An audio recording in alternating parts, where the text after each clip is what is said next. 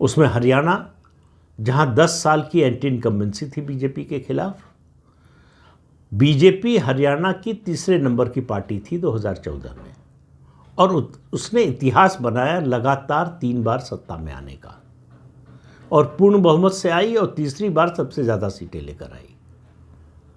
इसके अलावा जम्मू में कांग्रेस का सफाया कर दिया, और गठबंधन होते हुए भी नेशनल कॉन्फ्रेंस ने कांग्रेस पार्टी का घाटी में सफाया कर दिया।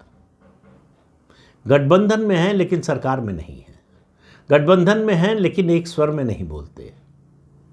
ये है गठबंधन की स्थिति जम्मू कश्मीर में। कम से कम राष्ट्रीय स्तर का जो है उसकी बात कभी फिर करेंगे। उसके अलावा महाराष्ट्र में जो स्थिति हुई कांग्रेस पार्टी की और उसके साथी दलों की, वो भूतो न भविष्यति वाली है। इससे पहले इतना बुरा हाल हुआ नहीं था, भविष्य में होगा कि नहीं इसकी कोई गारंटी नहीं है। ये मत कहिए कि अब इससे नीचे कहाँ जाएंगे, इससे नीचे कहाँ जाएंगे, इसके संकेत मिलना शुरू हो गए हैं। उसकी बात बताता हूँ कि कांग्रेस कितना नीचे जा सकती है।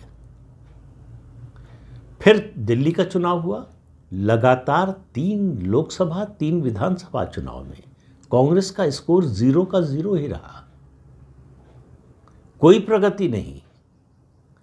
वोट परसेंटेज 1.5-2.5% बढ़ गया, कांग्रेस इसी को बड़ी उपलब्धि मान रही है। भाजपा सत्ता में आ गई और आम आदमी पार्टी सत्ता से बाहर हो गई, कांग्रेस इसको अपने लिए जश्न का अवसर मान रही है।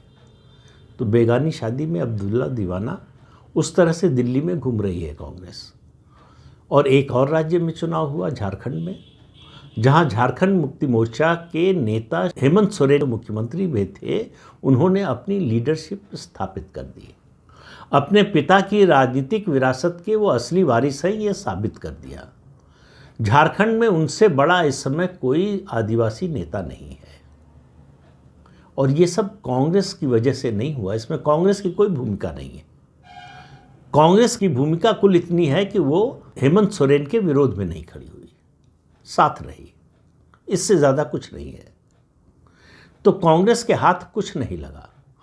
5 विधानसभा चुनाव लोकसभा चुनाव के तुरंत बाद होते हैं, 8 महीने के अंदर होते हैं।